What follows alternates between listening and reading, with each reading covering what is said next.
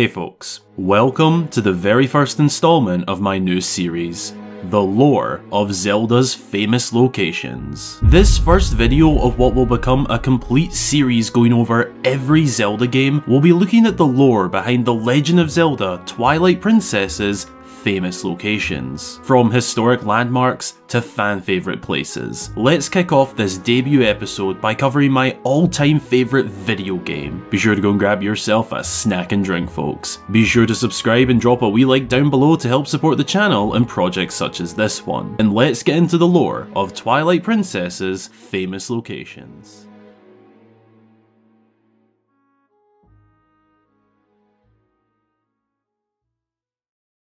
Kicking off this list of locations, we start our journey at the landmark of the kingdom, Hyrule Castle. A stunning Gothic style castle in this game, which has been taken over by the infectious Twilight. This is the largest and most explorable content-filled version of the castle to date. It's visible from almost anywhere in Hyrule, and is genuinely a massive spectacle to take in. Towering over Castletown in its full glory, this home for the Hyrulean royal family has large gardens surrounding it, a graveyard, prisons, sewers, and many rooms inside, including the Grand Throne Room seen multiple times throughout the game. Prior to the events of the game taking place, Hyrule Castle was invaded by the evil and corrupt King Zan of the Twilight, accompanied by his terrifying shadow beasts. This attack on the castle was brutal. Princess Zelda alongside the Knights of Hyrule were pinned back to the throne room, the rest of her family nowhere to be seen and presumably dead at this point.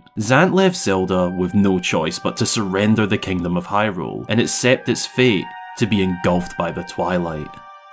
This is where he first meets Midna, our companion for this adventure. She helps Link escape his shackles and venture up from the depths of Hyrule Castle's prisons and sewers all the way to the rooftops leading to Princess Zelda's room where she is being kept prisoner. This part of the game gives us a stunning, gloomy look at the castle from high above. It's sights like this which make this my favourite video game. We get such an amazing look at the castle from so many different angles, all whilst infected by the Twilight and the unique enemies it brings on. This leads us to Princess Zelda's bedroom in one of the high towers, a gothic and gritty room with a lit fireplace. It's honestly quite beautiful if you forget the part about surrendering your kingdom and being kept prisoner. This is where she is kept captive whilst the castle is under Twilight control. We also return later in the story during Midna's desperate hour, in which Princess Zelda saves Midna in her bedroom by lending her power, eventually leading to the castle being trapped within this golden Twilight magic dome, later broken by Midna using the full fuse shadow. But coolest of all, unlike most Zelda games, we actually get to fully explore the insides of the castle, or more or less the entirety of inside. This is because the final dungeon of the game is Hyrule Castle. In order to reach Ganondorf to face off in a 4-stage battle of the ages, Link must first venture through Hyrule Castle. The main room is this massive dome. It's huge. We explore the long corridors, mysterious rooms, and battle off against enemies such as Darknuts lurking in the castle. This eventually leads us to the previously seen throne room in which Zelda surrendered. When we arrive, we're met by Ganondorf sitting on the throne, kicking off the first phase of the final battle against Puppet Zelda, then Beast Ganon, and then we leave the castle to face off in Hyrule Field. But the lore of the castle is about to change big time. In a moment of madness, Ganondorf uses his dark magic to rumble the castle into what seems like complete destruction. However, we do see the throne room again during the credits, so perhaps it was restored after the defeat of Ganondorf, but he's certainly done some damage here. This Hyrule Castle is heavily involved throughout the game's story, and builds a ton of cool lore and backstory because of this. I love that we go back multiple times, in different settings and for different reasons, each time seeing a little bit more of the castle, until the final visit where we get to fully explore the castle. And one more additional interesting bit of lore to add is these mysterious murals that can be found around the castle on the walls. It depicts the Triforce, Oka, and various figures from around Hyrule. It's been a bit of a mystery as to what this is depicting, which makes this location all the more interesting. Hyrule Castle has been through a lot in this game, and the lore it built is truly fascinating. Our next location takes us to the Lanayru province, where we can find the stunning Great Bridge of Hylia, a truly magnificent piece of architectural work that sits high above Lake Hylia. There isn't a ton of deep lore, but considering how famous and iconic this location is, it'd be wrong not to delve into its story. Our first encounter with this bridge comes in wolf form, as Link searches for the Tears of Light in this area, only he becomes trapped atop the bridge by shadow blins. They set a fire on either side of the beast form hero, closing in on him rapidly, which forces the hero to jump off the Great Bridge down into the depths of Lake Hylia. A daunting dive, but the only option. Our next encounter in the story comes a little later on during the infamous escort mission, where Link needs to help bring the ill Prince Rallis to Kakariko village, protecting the carriage with Telma and Ilia on board as well. The Bridge of Eldin is damaged, forcing them to take this longer route round and over the Great Bridge of Hylia. However, the big King Bulblin is blocking the path across the bridge, forcing Link to battle him once again. This epic joust is a thrilling fight, which ends with Link charging King Bulblin and striking him right off the edge down into the depths of Lake Hylia, coming full circle to the King's minions, forcing Link off the edge earlier in the story. The bridge doesn't have much more story involvement, but it's a commonly used route to get around Hyrule, and the spectacle never gets old. The Bridge of Hylia seen in the two Wild Era games takes on a very similar design, just on a larger scale to fit that world, and it appears to be inspired and/or referencing this bridge in Twilight Princess. We don't know how or when the support pillars began to crumble, but the bridge still seems to hold up pretty well, and its story in Twilight Princess is something I find quite interesting. Moving up north to the Peak province, the Snowpeak Mountains are a rather interesting and famous location in Hyrule, a snow-covered region of high peaks and mountains. We first enter this region during the search for the Mirror Shards, only accessible via this small tunnel by Zora's domain, and we're met by Ashe upon first entering the Snowpeak Mountains. Ashe, a member of the Resistance group, explains that Link must first track down a beast seen stealing reekfish from Zora's domain, setting up a little quest to catch one and pick up its scent to track its way up the snowy mountains. The entire area is harsh, cold and tough to scale. Deep snow fills the hills. Sharp winds whip the snow into your face, and the elevation climb is tricky to maneuver up. The full extent of the range appears to go quite far, however we as the player can only explore a set path up to the peak. We learn that there's also caves within the mountains, so perhaps there's actually quite a lot throughout the entire range, with who knows what inside them. At the peak, we can meet the only two known inhabitants of the mountains, Yetta and Yeto, a Yeti couple who live down in the Snowpeak Mansion ruins, the 5th dungeon in the game. The existence of Yetta and Yeto means that there could possibly be more Yetis out there elsewhere in the mountains. We know that Ashe grew up somewhere within the mountains as well, as she tells us inside Telma's bar that she grew up out here with her Night Father, which leads us to a little more lore of the mountains. Once reaching the top of the mountains, we can head back down the other side and discover the Snowpeak Mansion, a now ruined and abandoned home, formerly with some association to Hyrule and some form of military. Yetta and Yeto currently live in the ruined mansion, and it serves as the game's 5th dungeon as previously mentioned, and there's a whole questline revolving them in the dungeon. There's a mystery, however, about what this mansion once was. We find lots of different military gear, from weapons, shields and armor sets to cannons all over the place, and at that, not all of the armor sets appear to be highly in fit. It has some sort of significant connection to Hyrule, and likely the royal family, as we find this crest inside, as well as some very significant looking paintings depicting key figures from the series. But it remains a mystery hiding deep within the Snowpeak Mountains. I did a video quite a while ago going over my thoughts on what it is if you want to check it out. The mountains in general are a bit mysterious in terms of how little we know, and how much more could be out there. Did Ashe stay at the Snowpeak Mansion with her father, or did she live somewhere else in the mountain range? We have a decent amount of lore already, but there could honestly be a lot more out here. Hiding in Hyrule, we can find the Hidden Village, also known as the Bygone Village. a now abandoned and boblin-infested settlement in the Eldin province. Prior to the events of Twilight Princess, it's said that the hidden village was a secret home for the Sheikah tribe. However, due to war, it fell into its current condition over time. For a while in Link's adventure, the entrance to the village is blocked off, but through the main quest line involving Ilia and recovering her memory, Link gains access to the hidden village in order to find Impaz, the only person inhabiting the village these days. But she's trapped. Link needs to clear out the village from all boblin threats. In doing so, he can also meet a ton of cats. Impaz has a lot of cats. A lot.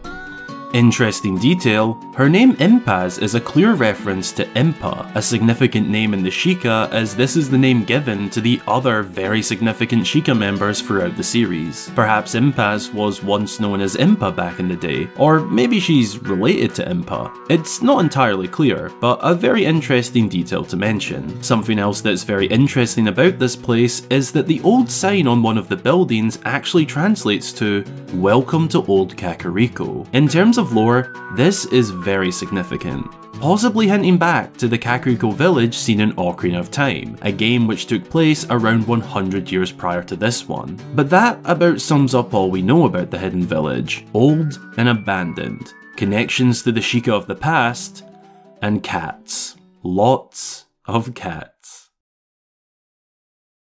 Moving to a rather unique location that isn't found in Hyrule itself. Rather high above in the sky. The city in the sky is the 7th dungeon in the game, but the city itself, taking away the fact it's a dungeon, is packed with lore and mysteries. Home to the highly advanced Oka tribe, this insanely technologically advanced settlement that stays afloat in the sky is believed to have prospered thanks to the highly advanced technology of the Oka. We can find inside many unique mechanisms, large fans, interesting details, and complex inner workings, which all play a part in how this city operates. Link finds this place under the possession of a terrifying dragon that soars around the place, breaking pieces down as it claims the ancient city as its own. We gain access to the city via the sky cannon found below Kakariko village and repaired at Lake Hylia. It's a work of the Oka, with the purpose of sending the messenger who holds the Dominion Rod, found inside the Temple of Time. They'd go inside and shoot up to the city in the sky. Inside the shop up in the city, we can actually find miniature models of the sky cannon, perhaps indicating that it's a well-known piece of work of the Oka. Shad, a Hylian researcher, tells Link, when they created the people of Hylia, they simultaneously created a new capital, a city that floated in the heavens, as well as that some scholars believe the Oka race still lived there, somewhere in the great sky. Shad's knowledge of the Oka and city in the sky indicate to us that all of this isn't very common knowledge to the average Hylian. It's also a cool dungeon in my opinion. The music can become a little annoying, but the mini-boss and boss are some of my favourites in the series, though we're not here to talk through the dungeon itself. The lore of the city in the sky is very significant to Hyrule. The relationship between the Oka and Hyrule has played a big role in history, with the messenger of the heavens, and on the previously mentioned murals at Hyrule Castle, we see the Oka depicted. They are a part of Hyrule's history, but live up here in their highly advanced floating city. It's a bit of a mystery as to why they want to stay so disconnected, but that's what makes this interesting.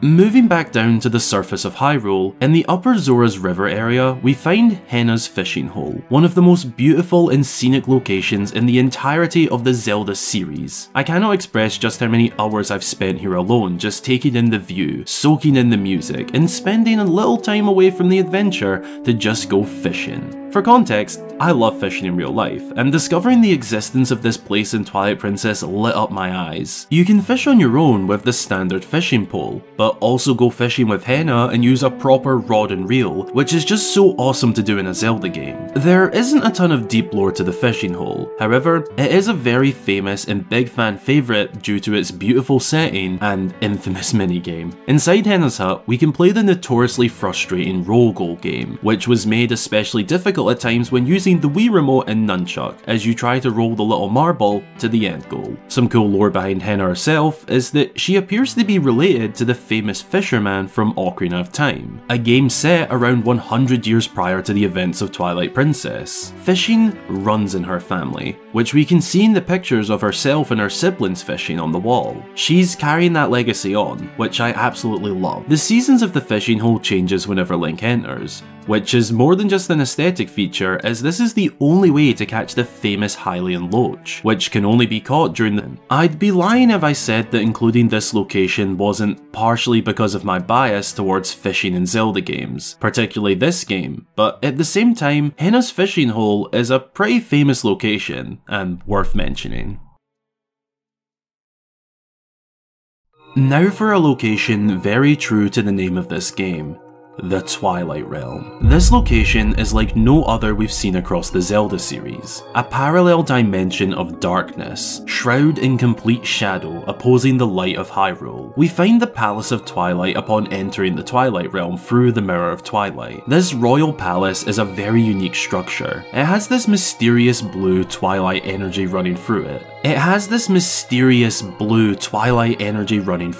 Powering the unique technology inside and seemingly running the entire location. The people of the Twilight Realm are known as the Twili, descendants of the ancient interlopers who once tried to steal the Triforce for their own greed, even breaking into the Sacred Realm. A group of evil Hylians banished to the Twilight Realm, and over the many years, they adapted to the conditions of this realm, and we are now met with the Twilight race. The entire history of the Twilight Realm is unknown. We learn these brief bits of information throughout the game, but unlike the Kingdom of Hyrule, we just don't learn much about this place. Recent history, however, we learn that prior to the events of this game, Midna was the true ruler of the Twilight Realm. However, a new entrant to the realm would toss that rule into chaos. A long while before the events of Twilight Princess, Ganondorf, the King of Evil, was sentenced to execution, but it failed. In a moment of panic, at the Arbiters Grounds in the Mirror Chamber, the sages banished him to the Twilight Realm to prevent him causing any further harm to Hyrule, having just murdered one of the sages in an attempt to break free. During his time in the shadow planes of the Twilight Realm, he managed to influence and turn the government into chaos, overthrowing Midna with the help of his puppet ruler, Zant, who would turn this place into an evil realm,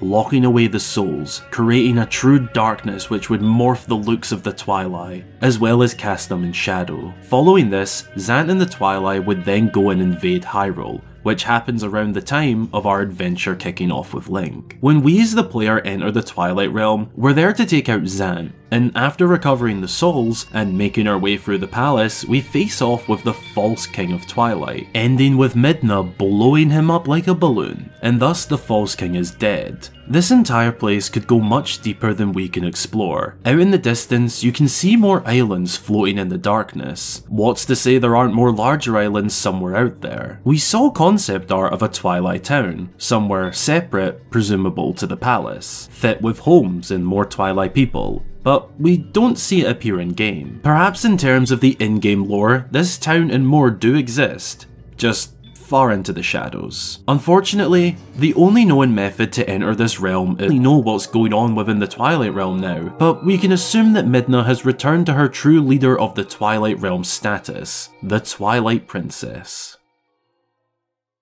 Looking just below the place where we find the Mirror of Twilight, our next famous location is the 4th dungeon of this game, the Arbiters Grounds. But my oh my, is it so much more than just a dungeon. The Arbiters Grounds was previously a prison, isolated far out in the Gerudo Desert, only accessible via a large cannon, reserved for the absolute worst criminals awaiting trial, execution, or banishment to the Twilight Realm. This is exactly where Ganondorf was taken for his previous crimes. We see this event take place as a cutscene. The King of Evil was chained to the stone. The sages were ready to end grew impossibly strong, so much so that he could take the Sword of Six Sages through his body, break free from his shackles, and lunge to murder one of the sages. This caused the other sages to be forced to send Ganondorf to the Twilight Realm to avoid any further chaos, and that was the end of Ganondorf for the the time being, eventually leading to the events that create this entire story. On the inside, it's rather broken down and dangerous now.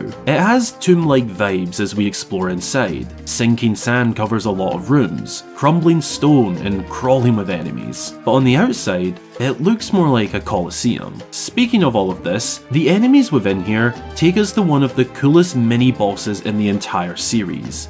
Death's Sword, a trapped spiritual foe, tied down by talisman that once cut, the spirit is released. This shows us the caliber of evil that was kept in this former prison, only this one still remains. There is also the main boss, Stalord, a giant reanimated beast found in this large chamber. As to what Stalord was before dying and becoming nothing more than bones, I'm not sure we'd want to know. Perhaps a large dragon similar to Argarok, or maybe something else equally as terrifying to face off against. This dungeon is a prime example of the insanely cool lore behind even the dungeons in Twilight Princess, with the Arbiters Grounds being one of the most loved, lore-heavy, and famous places in Hyrule. Before getting into the final famous location for the video, here are a few honourable mentions I'd like to highlight, as I've not included them for full segments, but still want to include them in some way. The Bridge of Eldin, Agatha's Castle, the Cave of Ordeals, the Lakebed Temple, the Goron Hot Springs, and Ordon Ranch. The final famous location we'll be visiting today can be found in the Faron province. The Sacred Grove is an extremely significant location in this game. Hidden deep within Faron, not far from the Forest Temple, we first come here in order to break the curse placed upon Link, as Princess Zelda informs us that the only way to do so is by finding the Master Sword, the Blade of Evil's Bane hidden deep within the Sacred Grove. In order to enter, Link must first hubble Zelda's lullaby as Wolfling in order to summon Skull Kid, who will begin to open up new pathways through the forest, forcing Link to chase him, whilst having to avoid his puppets. It's a bit of a game, but nothing a hero can't handle. After finding Skull Kid 3 times, a new area opens up surrounded by ancient ruins. If Link strikes the Skull Kid 3 times, he'll vanish and open up the passage to the grounds of the now ruined Temple of Time. As to why the Temple of Time is now found this far out in the middle of nowhere when it's normally found in Castletown, or just a lot more central in general, is a mystery in itself. Before gaining access to the Master Sword, sealed behind these ancient doors, the hero must first figure out this extremely frustrating at the best of times puzzle, moving 2 guardian statues around until aligned perfectly to open the door. Once open, Link can enter and gain access to the mighty Master Sword, breaking the curse Sant plagued upon him and gaining the Master Sword to bring on the rest of his adventure. We next visit the Sacred Grove to take on the game's 6th dungeon, the Temple of Time. Despite appearing in ruins, in order to enter this dungeon, Link must plant the Master Sword back into its pedestal in order to remove another guardian blocking this door nearby. Through this door takes the hero to the Temple of Time, restored and in full glory, but that's about all we get in terms of story-required exploration in the Sacred Grove. Obviously, we enter the Temple of Time, but it's not really the Sacred Grove at that point. It's one of the most significant locations in the game in terms of lore, being home to the Master Sword and Temple of Time, but also both begging questions of why they're out here in Faron, when in pretty much every other game, we find them a lot more central. But then again, in A Link to the Past, we also find the Master Sword out in the woods, so it's another confusing mystery to add to the hundreds and thousands of mysteries in the Zelda series. During the game's credits, we see the Resistance group exploring the Sacred Grove, so it's pretty cool to know that other people outside of Link have managed to get out here. But other than that, that's about all the lore behind this famous location of Hyrule. Thanks a ton for watching. I hope you enjoyed this lore dive into Twilight Princess's famous locations. If you did, be sure to subscribe for more fabulous Zelda content, and drop a wee like down below to help support the channel. What game would you like to see the next episode on? I'm thinking of either Tears of the Kingdom or Ocarina of Time, but let me know which game you'd like to see next down below in the comments, as well as anything I could do to improve this series. I obviously wasn't going into every single location of significance, rather the ones I feel that are considered the most famous. If I've missed missed any that you feel should have made the video, then let me know down below in the comments and maybe I can make a part 2. A massive thanks goes to all of my channel supporters for being a big part of making videos just like this all the more possible. The financial backing of my channel is a big help to making these videos, and if you'd like to join them and gain access to my weekly inside scoop, as well as get your name at the end of my videos with a shout out when you join, then check out the supporting links down in the description. You'll also find my social media pages down there if you'd like to keep up to date. Thanks again for watching. I wish you an amazing rest of your day or night, and until the next time, I've been Hyrule Gamer.